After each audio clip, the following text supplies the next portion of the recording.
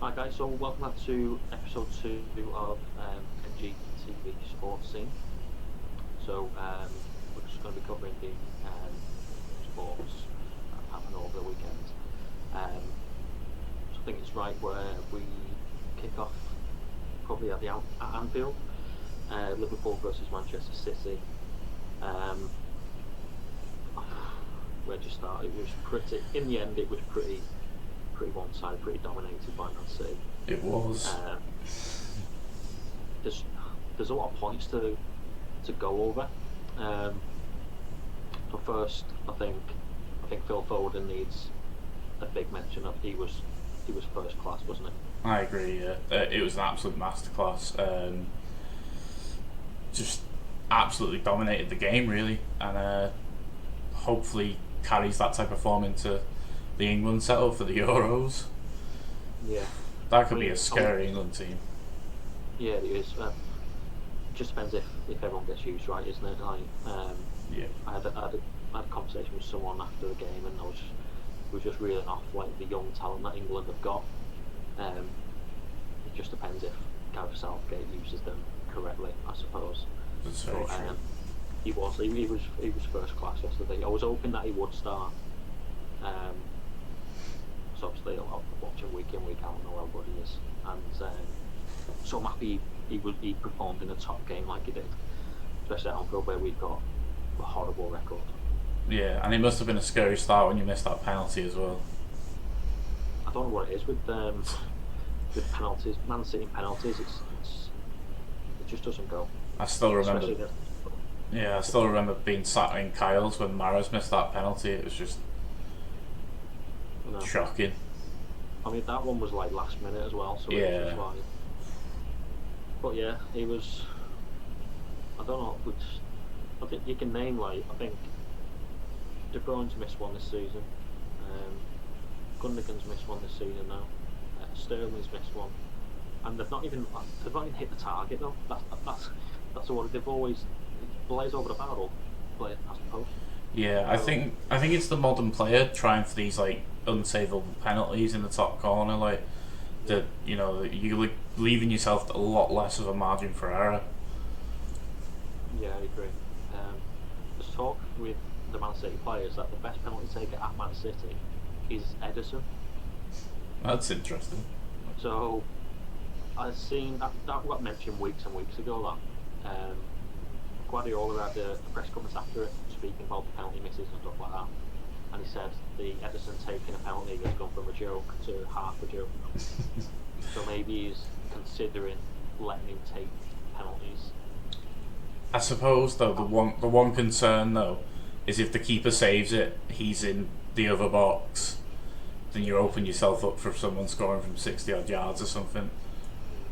But I mean, yeah, maybe he should be running some penalty practice. Well, apparently this is there's an interview on Sky Sports with Foden and Kevin De Bruyne, and both of them have basically said he's first class at penalties.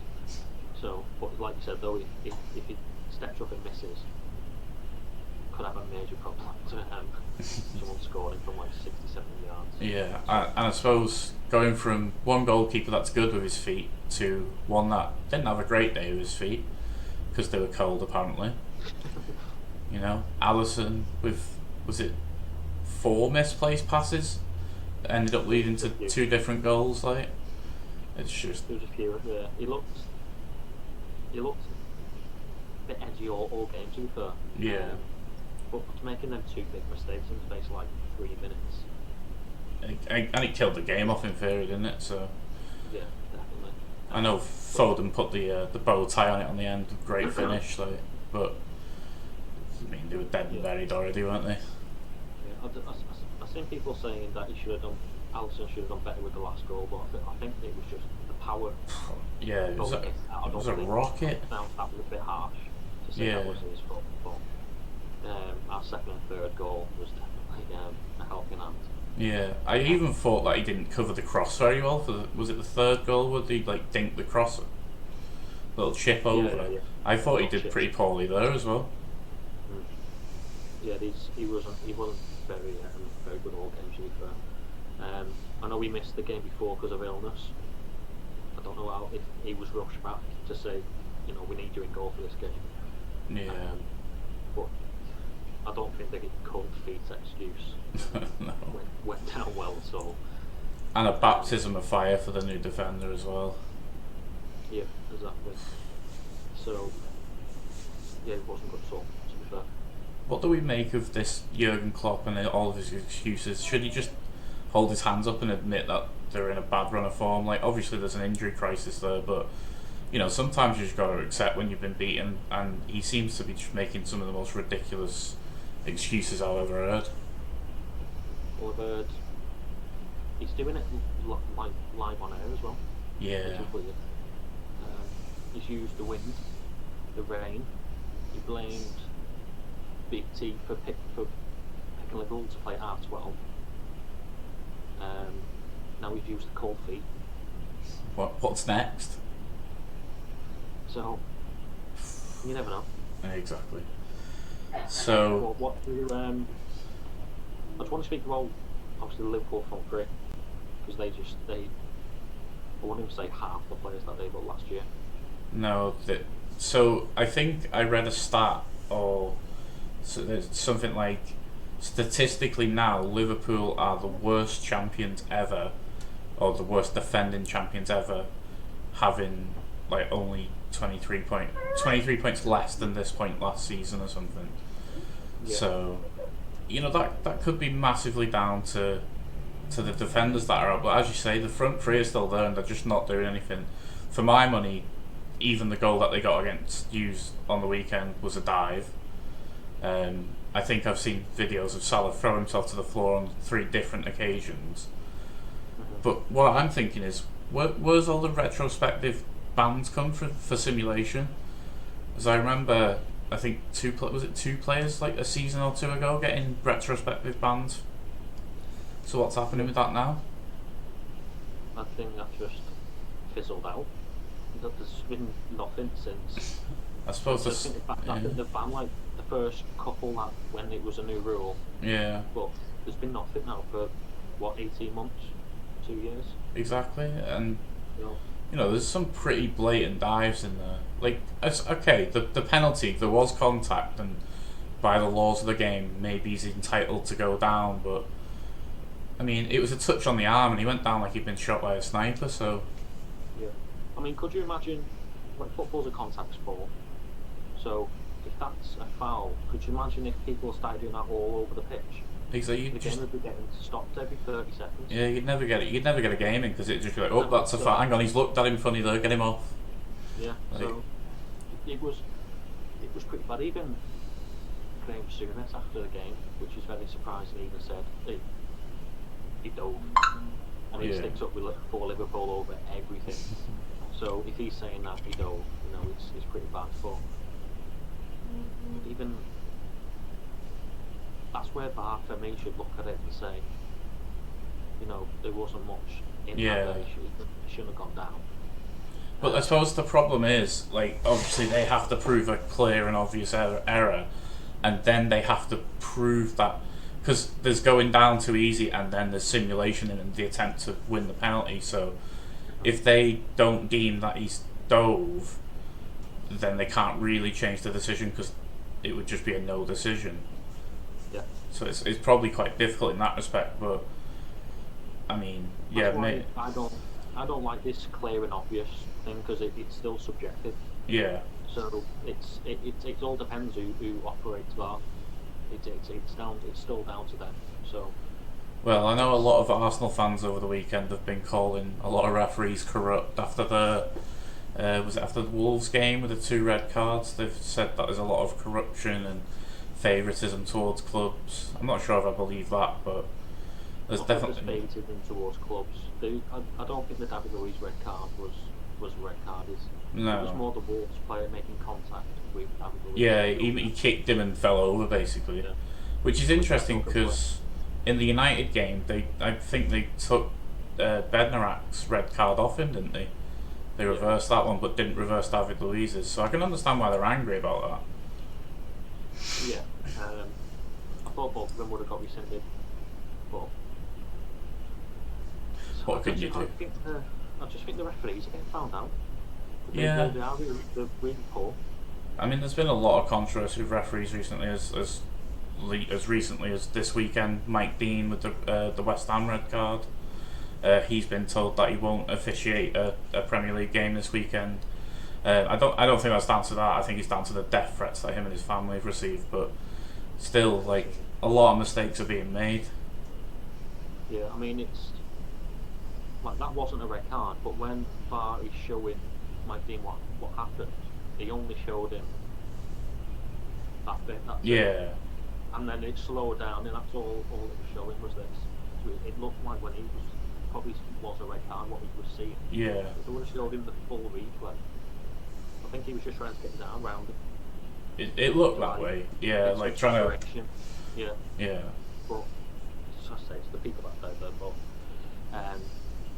as I going back to the Liverpool Man City game, I think Liverpool are in a real situation now where they might not even qualify for the top four.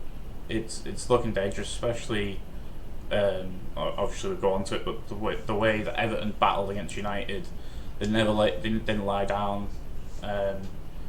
If they carry that type of mentality into the rest of their games and can get some results, they could definitely take over Liverpool. Yeah, I mean, Chelsea won after Man City, so they're only a point behind Liverpool now as well. So I think maybe Chelsea, Tottenham, Everton are all within like 3-4 points of Liverpool now. Yeah. So there's a real danger that Liverpool could drop maybe 7th, 8th. Jesus. You know, like really drop down the table, and I think at the moment they're in a real bad situation. Yeah. I know Yotta's supposed to come back this week or next week or something like that. That could boost the strike force, but is it enough? That I suppose is the big question. That's what I mean. Is it enough? But yeah, you've got to look at it as the way they're playing right now, and it's definitely not going to be good enough for top four either. No, that's true. You think the title's done? I do, yeah. Personally, yeah. I think us dropping those 2 points, it was massive. That could have kept us within like a slip-ups distance. Now we need, I think, is it 5 points now or something? Maybe even 5 more. points is so that as well. Yeah, exactly. If that's an 8-point gap, we need you to mess up in 3 different games, or I'm not sure if we play you. Have we got you again at some point this season? We've already played you once. Yeah, we've got Tottenham. The next league games is Tottenham, Arsenal. It might be West Ham, and then Man United. Right. So it's in like the next 4 games. So we would need like Tottenham and Arsenal to go huge and beat us. I mean, Tottenham, if they play to their ability, could give you a difficult game. I don't see Arsenal giving you a hard game. So we'd need you to lose one along there, then we'd have to beat you as well. Yeah, for me, the title's done. Yeah, I would say so as well, to be honest. I think, especially when Man City have gone on to win the Premier League, once they've got a lead, you know, they've never really, I don't think they've ever give up the lead without going on to win the title. Whenever they've lost a title, they're always playing catch up, and they just never get there. So, I think you're looking, I think United will be looking at City losing like 4 or 5 games. It's just not going to happen, is it? So. And that's it happening, to be honest. Yeah, I agree. Well, prediction wise, we both got the right team, but neither of us got the score. I forget what we went with. Did we go with like 2-0, 1-0 or something like that? Yeah, I went 1-0. I thought the game would be really cagey. I thought Liverpool were going to get out of blocks and come at City straight away, which obviously didn't happen. I think that caught City off guard as well. Yeah. So I thought that's what they thought that they would probably expect. So at half time, I thought to myself, I was thinking the exact same thing. Yeah. Yeah, but the second half just changed it to a 4-4-2, didn't they?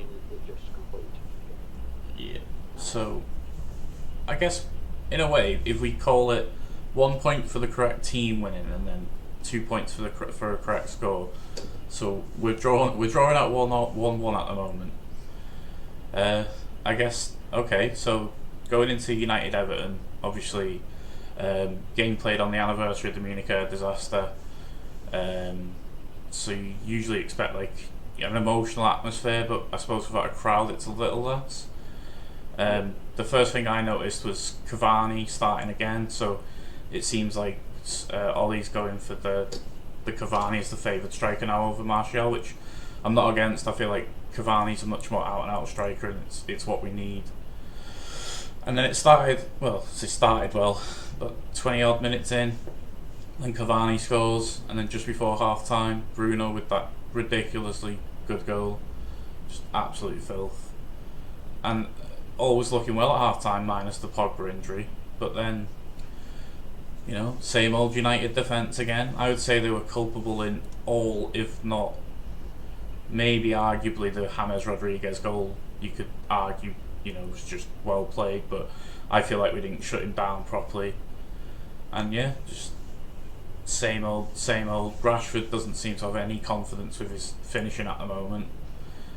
Just doesn't seem to be able to pull the trigger. I don't get it. And then, yeah, typical United, we allow a 95th minute equaliser and drop 2 points that we should have took home. Yeah, I mean, I thought United were good in the first half. I thought they were good first half and second half, but they just couldn't kill the game off, which must be, obviously, you're a Man United fan, that must be the worrying thing. It's frustrating. Yeah, I mean, do you think the Pogba injury changed the flow of the game? It seems to all go downhill when he went off. I suppose it did a little bit. I think mainly what it was that slow start in the second half, letting them get those 2 goals in the space of 3 minutes or whatever it was. That really almost killed the game off. And then as soon as they scored them 2 goals, I was thinking to myself, oh crap, here we go, they're going to go on and score another couple now and kill it off. Yeah. So when we scored the third, which, you know, unfortunate for the goalkeeper, I think he slipped as he pushed off for the save. So, yeah.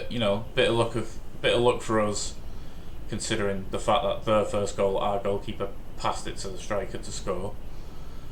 But again, like you say, it's that inability to kill the game off. Like I can't even count the amount of times where we were on the break. Rashford on about 3 different occasions had Cavani clean through and didn't pass to him.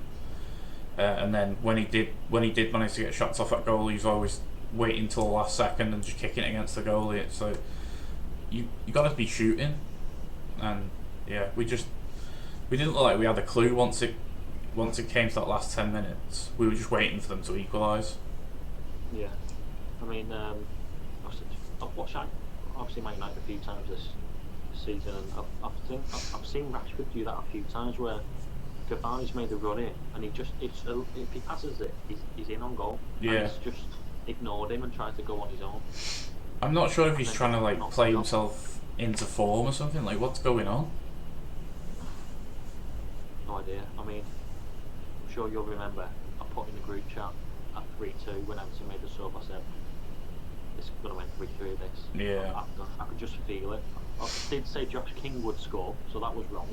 Yeah. I just had the feeling that he'd end 3-3 as soon as that substitution was made. Yeah. But the free kick was needless. It was. Free kick away there. But yeah, I think that's. We've said it before, and we think that's what will ultimately let Man United down is The defence. It's atrocious defending. Yeah. Really. I mean, I'm sure many people have seen the picture of Harry Kane playing 6 Everton players on side. It's just pathetic. Like, £80 million, and he doesn't know how to stand in a line. I mean, I'm not worth £80 million, and I can stand in a line. Like, it's not hard, is it? You look down, you see people, you go, oh, look, I'm in line with them. Yeah, I mean, especially with him wearing the captain's armband as well. He should be setting the example and, keeping the line there. True. Making sure. But he had that line there, and he was basically stood here. Yeah, he's just like, all right, lads, you want to be on side. So it was really poor. I have to say as well, De Gea, for me, was an absolute shitbag when it came to trying to save. He should have thrown himself at his feet, and instead he's just like, please don't score past me. Yeah, I think that's one of his faults. Like, when you're the goalkeeper, you make yourself big. Yeah. Like, you cover the goal pretty much. You'll try your best. He if someone comes close to him, he kind of makes himself smaller. Yeah, he does that thing where he spreads his legs out so you can't slot it past him, but he still makes himself Yeah, small, and but it's he like, doesn't. I don't. Yeah, for me. He should have come out, just wiped everyone oh, you out. should have flown at his Ball, feet. wiped Yeah. everyone out. Yeah, but I think that's. Well, he's 30 now, isn't he? So he's never going to change that now. No. You know. So I think even for Everton's equaliser, I think it was. The second one was James Rodriguez. There's 2-1 when he pushed it out Yeah, that was it. Yeah, there was. to It was Decore. Decore's goal, wasn't it? Yeah.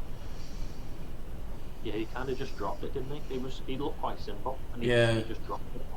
It's like the commentator said, in that situation normally he would either gather the ball or punch it to the edge of the box.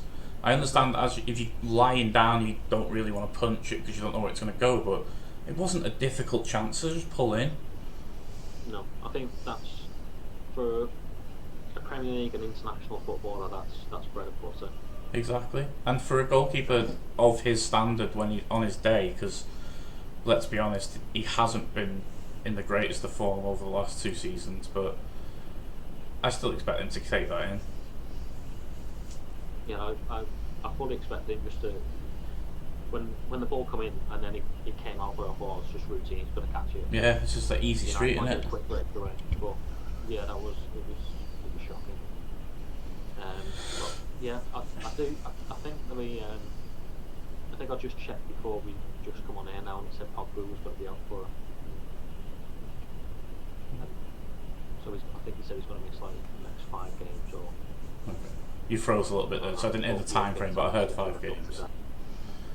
Yeah. They didn't say he'll be out for 4 weeks. He just said number of weeks, so however long that. Yeah. So he's gonna miss a few games. Yeah, he said he'll definitely miss the both European games. That's unfortunate. Yeah, I mean the games after that is Chelsea and Man City, Ooh. so he might be back for those 2 games, maybe. Be nice if he was. If we get so, actual Pogba. Yeah, because he did hit a bit of form, didn't he? So he did, yeah. Bit unfortunate because you probably been waiting for him to do that. So for a while now, yeah. Yeah, so it's justify the price tag, for God's sake. A bit harsh, but yeah, I think that was completely down to United's inconsistency. True. Everton got something out of that game. Yeah, and at 3-3, we got neither the result or the correct score, so no points for that one. Okay, so moving on. UFC fight night. Alistair Overeem versus Alexander Volkov, whose name I remembered about 10 seconds after I'd forgot it last time. So the 3 fights that we said we were going to look at was start with Johnson versus Guida. So in the end, Guida wins by decision, 30-27 across the board, and pretty much played out how I suspected it would. He utilised the wrestling, mixed it up a bit with the would feint for the shot and throw the overhand right a little bit. He did get hit at one point. I think he said in his post-fight interview, like, he hits real hard, so that was motivation to keep wrestling, really. But I mean, Clay Guida is an animal. The guy's just got the gas tank of. He just never stops. Even in his post-fight interview, he's like stood there doing the punches and bouncing around. I was like, "You're not fucking tired yet." Yeah, he just seems to go on forever, doesn't he? I think it's the same with like Max Holloway. It's not something you can train. Yeah. I think you've got a good gas tank. You've got it, and you can obviously improve on it. But I don't think you can train having that type of. No, it's inhuman. You have to have grown up like that. You either got it or you haven't.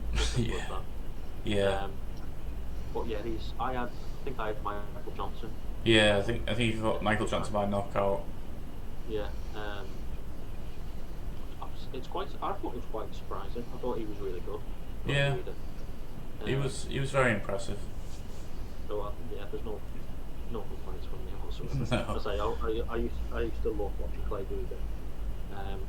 I hate seeing people keep on fighting until like the 40 and just like Getting worse and worse, like Anderson Silva. ruin the reputation. So he's obviously still got it. So why not keep fighting? Yeah, and he said in his post-fight interview he's just signed another 4-fight deal. So, 4 more fights for Clay Guida. He did. I was laughing at his interview because he said this time, instead of giving me someone that's got like 30 fights, can you just give me a no-name, please? And then he was like, maybe not a no-name, but an up-and-comer, if you get what I mean. So I think he wants an easy fight next time. Yeah. Yeah. We'll see how he gets on these next 4 fights now. Exactly. And then, we'll take it from there. But I was a little bit disappointed with Michael Johnson as well. Yeah, I think Michael Johnson is on a bit of a decline now. Really, he's, his wins and losses are starting to get to about the same amount. I wouldn't be surprised to not see him fight on for too much longer. No, I won't be. I won't be either. I won't be surprised if I'll retire, to be honest. Yeah. Yeah. So that was that fight. I think a total of 8 decisions on the card over the weekend. So not the most exciting for like the casual. I mean, a lot of the fights that did go to decision weren't exciting for anyone, to be honest. But this next fight definitely didn't go to decision, and that was Corey Sandhagen versus Frankie Edgar. Frankie at his 2nd fight at bantamweight, coming off a win against Pedro Munoz, decision victory over Pedro Munoz. Corey was coming off a spinning wheel kick knockout of Marlon Moraes. So 28 seconds into the fight, Corey Sandhagen with the flying knee. Think he might have momentarily killed Frankie Edgar, to be honest. Like, I've never seen a man go stiffer after being hit, to be honest. It was scary. Yeah, I've seen it, and I was a little bit worried for him, Oh, so tight. It was inch perfect. It was ridiculous. The way he did it as well, pulling him in and out. As soon as it hits, he would lights out. Yeah, he just stiffened up. Yeah. Face planted the canvas. So yeah, it was. It's hard seeing people like that because like Clay Guida, he's been fighting for forever. He is, yeah. He doesn't ever get knocked out like that. It's only the second time in his career, I believe. Yeah. So Brian Ortega was the other one. So it's. Oh no, sorry, Korean Zombie knocked him out as well. It's the 3rd time. Yeah, so it's like if you get knocked out 3 times in like your whole career, how long he's been fighting for, and then it's not nice to see him get knocked out like that. No. As I said in the last one as well, Frankie's one of I love watching Frankie fight. He's one of my favourite fighters. I always remember back to his trilogy against Gray Maynard, some of the greatest fights I've ever watched. So it was tough to see him knocked out like that. Like, I'm a big fan of Corey Sandhagen as well, and I feel like now that he's done that, how can you deny him the next title shot? Like, obviously Aljo and Jan have got to fight first, but he has to get the winner of that fight. Aljo beat him when they fought. I think Aljo choked him out in the end. In the first round, so he wants that one back. And if Jan wins, then you have to give him Jan. I agree. Yeah, I'd love to see Sterling and Sandhagen again. For the title. Yeah, because Yeah, definitely. I think now that he's experienced it and he's seen like, oh shit, this guy can really has got ground, then he's going to be a lot more cautious about it and he's going to be a lot more measured. But if them two go into a striking match, that'll be a hell of a fight. I agree. I really like Sterling as well. Yeah. But yeah, that should be a cracking fight. Jan and Yeah, I'm definitely rooting for Aljo. Like, I'm a big Aljo Yes. fan. I mean, it's another one that goes to show you that MMA maths just doesn't work, doesn't it? Because Marlon Moraes starched Aljo with a head kick, and then Corey Sandhagen head kicks Moraes, and then Aljo chokes out Sandhagen. It's like, Yeah. It's mad, isn't it? Like, where would you? So if you put yourself in Edgar's shoes now, what's next? What do you think? retire, to be honest. I feel like I know he's been doing it for years and he can still do it, but if he can't compete with them top few guys, then where is there to go? You don't just want to stay there and just be a name. You might as well go out on top. Like, I don't know if he's in the Hall of Fame, but he's definitely a future Hall of Famer if not. So, don't tarnish your name with any more like potential bad losses, and just go out and ride it out. Yeah, I'd say I spoke about it on the podcast we done last time, and I don't want to see legendary fighters keep on going and then be like an Anderson Silva and just keep on losing and then BJ Penn like is another one. Yeah, like the new MMA fans probably seen Silva as like a journeyman or something. Yeah, exactly. Yeah. And it's like he was so good. But I think Anderson Silva's gone to another organisation now, hasn't he? I know he was looking for one. I know Bellator were like, we're not touching that. He might have gone. Has he gone? I don't want to be wrong, but I think he's gone Yeah. more. He might have gone. I know he definitely was still looking for more fights, and Dana was like, "It's not happening." Yeah. Scott Coker was like, "Not for me, sorry." But I mean, someone will take him in. If it's not one, it'll be like like a Ryzen or something like that. Yeah. Someone will I think take him in. I'm pretty sure it was one championship. That's fucking. I was just like, no, retire. Just let him go. Just retire. Yeah, Please. I agree. I think it's probably not a terrible time for Anderson to retire, to be honest. No, but let's say let's move on to the main event. That's true. Also, with the Sandhagen Edgar, I think we both picked Sandhagen, but we didn't have KO. Oh yeah, we did. I don't think either of us had KO, did we? Don't think so. No. No. I didn't see Edgar getting knocked down. No, but same, to be honest, yeah. Yeah, I don't think I had. I think I went for decision. I think. Yeah, I think I did too. So I think we're at 3-2 because I got Guida, didn't I, by decision? Yeah. Oh wait, so I get 3 points for that then. We'll work out the points anyway at some point, but yeah. So main event, as you say, Alistair Overeem versus Alexander Volkov. Volkov closed at a -190 favourite, and the notes I have here say a tentative start. Volkov landing some pretty good shots, cut Overeem open in the first. I had the first round as a 10-9 to Volkov. Agree, yeah. As I said, like I said in the first podcast, I think he's a very underrated Volkov. He's good, rangy, strong. He was pretty much inch perfect, wasn't he? Didn't really get Overeem, didn't cause him anything really. No, I think Overeem connected with maybe one decent punch, but even that was rolled. So yeah. I think it was. Yeah, he did what I thought he would do, but I know I said that was probably my bad because I didn't think it was a 5. I forgot that main event's on L5, 5 round fights. But yeah, he'd done what I thought he'd do and just jab his head off, and he just boxed him, didn't he? Really. Yeah, pretty much. So yeah, that's again.